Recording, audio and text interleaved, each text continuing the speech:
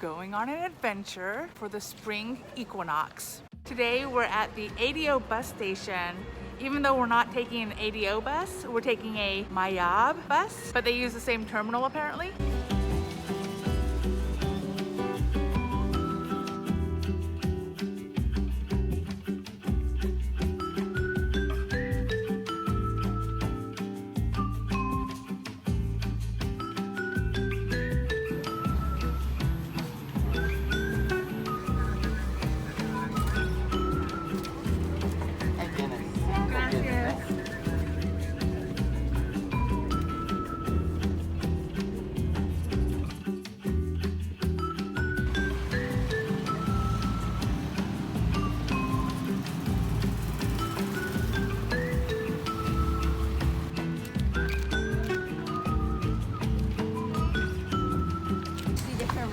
So 75 pesos for all of us to go to Mirador in a vehicle.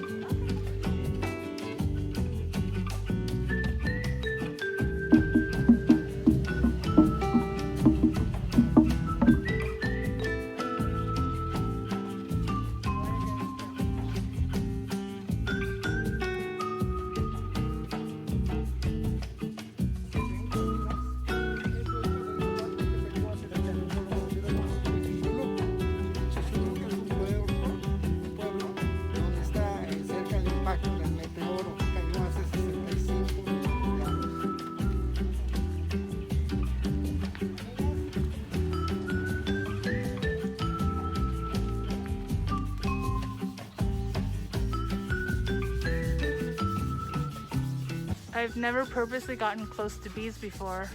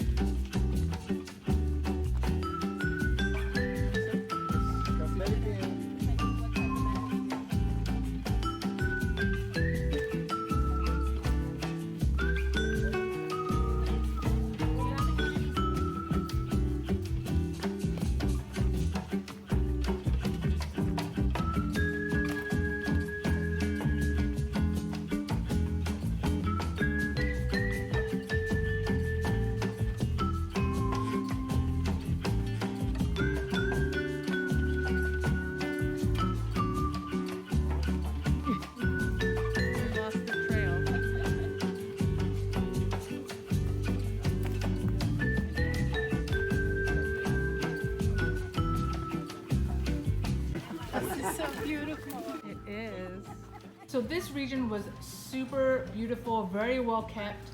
And so one of the tricks, one of the things that a landowner, a property owner in the Yucatan might do is they might pay homage to the local Aluxes. And for lack of a better phrase, they are essentially little creatures, little goblins that are older than the Mayans. They've been here forever, and so this land is essentially still theirs.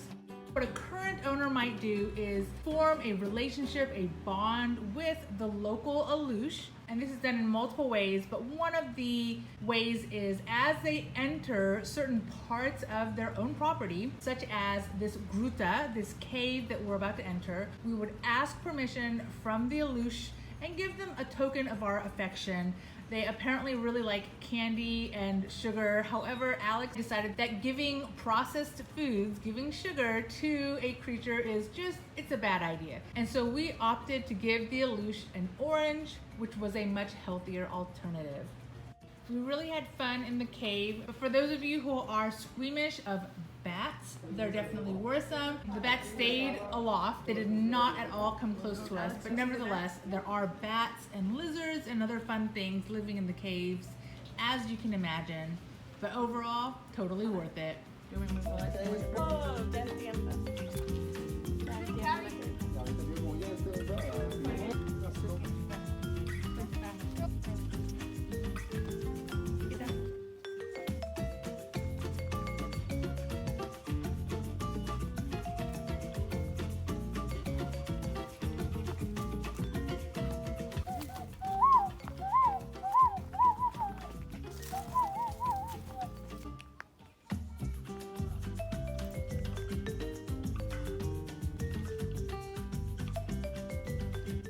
you want to ride a bicycle here? Yes. This is a bicycle route. Well, I'm assuming it has to be mountain bikes, but I can see myself getting hurt. So we are the very first people that gets to do this ceremony in this building. And so we are essentially christening it. The ceremony is gonna take 2 hours, but it's gonna have a lot of steam involved, kind of like being in a sauna. So I'm not gonna be able to record it.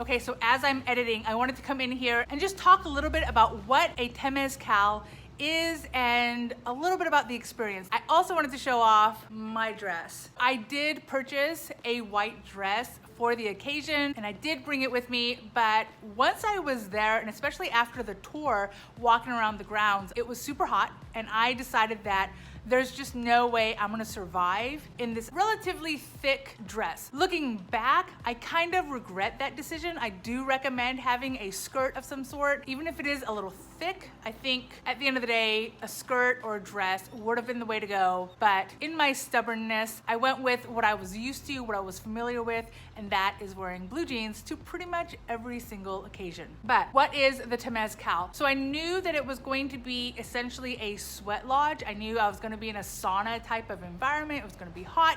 It was probably going to be uncomfortable, especially because the Yucatan is already hot. As you may know, there are lots and lots of benefits for sweat lodges. It's great for your lungs, it's great for digestion, it's great for your skin, it's great for getting rid of the toxins in your body. Like, there's so many benefits to a sweat lodge on its own. But in addition to the sweat lodge, there's the Temazcal, which is a combination of the needs that our bodies have with the needs that our spirit has. This is the part where we're gonna get a little woo-woo, and it's not my area of expertise. This is just my understanding of what happened, vice any expertise. Inside of that white building is where the Temazcal officially happens, but it starts on the outside first. And so we circled around a little, I'm gonna use the word altar, where we had the fruit that we were gonna eat later, and then we had all the products that were used during the Temazcal. And so in coming to this, I knew there was going to be a ceremony, I knew it was a Mayan tradition, and I knew that there was a spiritual or religious context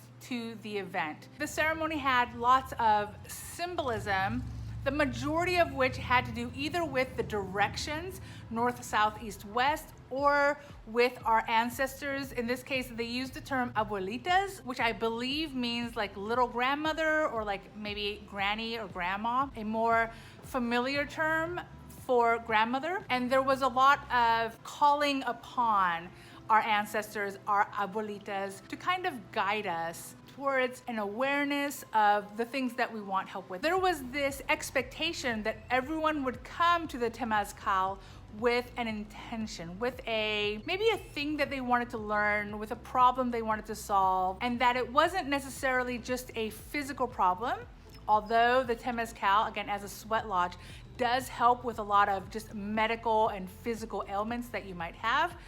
But there was a slight, I would say, focus on healing the spirit. So maybe if you're heartbroken or you have some other just worries and concerns, the Temazcal might help you to kind of relax and maybe find that inner peace that maybe you're looking for. Again, this is an interpretation of people translating for me. So this is just what I got out of the event and not necessarily what you might get out of the event. And so at the start of the process, we stood in this circle and we faced the 4 directions one at a time. We thanked the directions and we were able to thank the directions individually. So perhaps you would thank the north for the guidance in your life, and as you're thanking them, there was almost a feeling of not just thanking for the guidance that was provided in the past, but the guidance that will be continued to be provided in the future. You were thanking them for the wisdom of these directions, aka these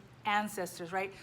the directions and your ancestors are all tied in with nature, tied in with our past, tied in with our spiritual beings. So that was the impression I got. We were thanking the world, the earth, in at least 4 different ways for the ways in which we were protected, for the ways in which we're taken care of. As a Christian, I think of prayers to the sun, the moon, the different directions, to your abuelitas. I liken it to how we might pray to a different name of God, right? So in addition to, God or the Father or Jesus, we also have things like Abba or Jehovah or Yahweh. God being the amazingness that he is, the largeness of him. It's very hard to pray to all of him, right?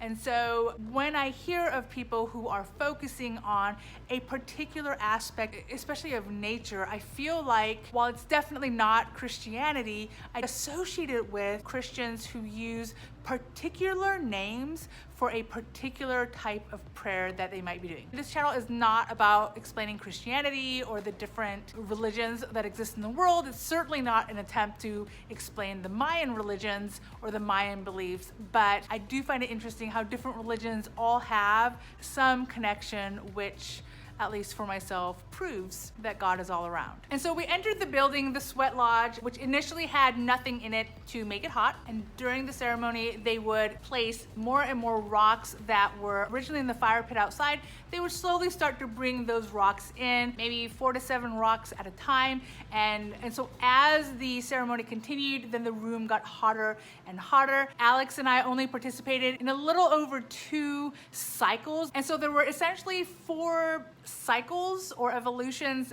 during the Temazcal. For each cycle, each evolution, it would start with the bringing in of these rocks, which they called the abuelitas. They called them the grandmothers, right? We would welcome the grandmother in, which would, of course, because these are the rocks that were heated in the fire pit outside, it would also bring with it the heat, as well as a little bit of water would be poured on the rocks to create the steam effect. And so for each event, depending on who was running it, each Temazcal is going to be a little bit different, but in the one that I experienced, for each event, each cycle, after the abuelitas were welcomed into the room, we would discuss kind of an intent for that cycle. Perhaps we would focus on the people we appreciated in our lives. Perhaps we would focus on maybe our goals for the year or for the season. And there was sharing of it. We would talk about some of the things that we were hoping to gain from the experience, some of the things we were hoping to let go from the experience. Like, to me, the emphasis seemed to be on personal growth, personal development,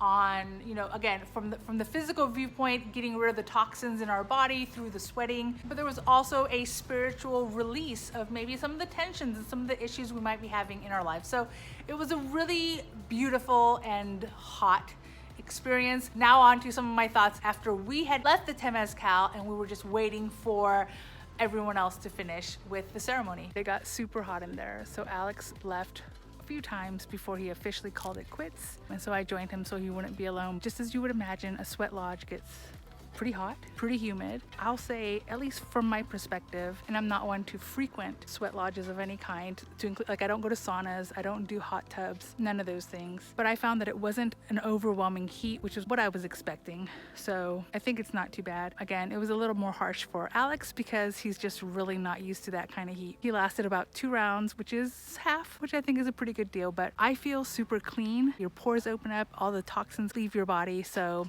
I feel clean after that. I feel much cooler, obviously, because I'm not in there anymore. And now I'm starving, so I'm patiently waiting for the other 2 sessions. Actually, I left in the middle of the 3rd session, so for the last session to end so that we can go get something yummy to eat.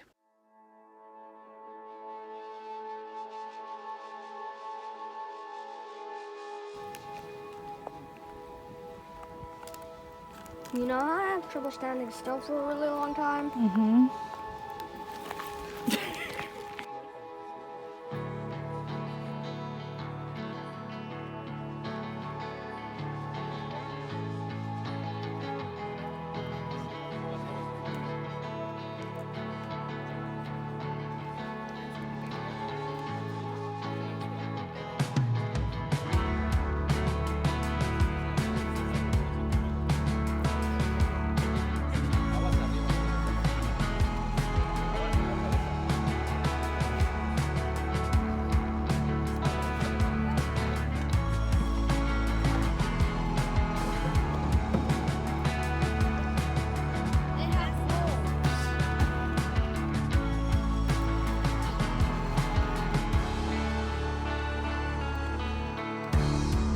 before plastic era, everybody used them as cups.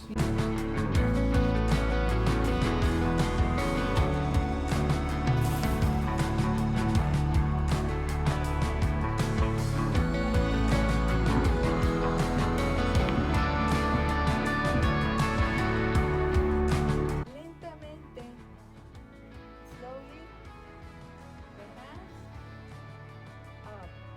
Las manos van subiendo lentamente con el sonido. Visualiza todos tus proyectos, cómo se elevan. Siente ese baño de energía del universo a través de este sonido.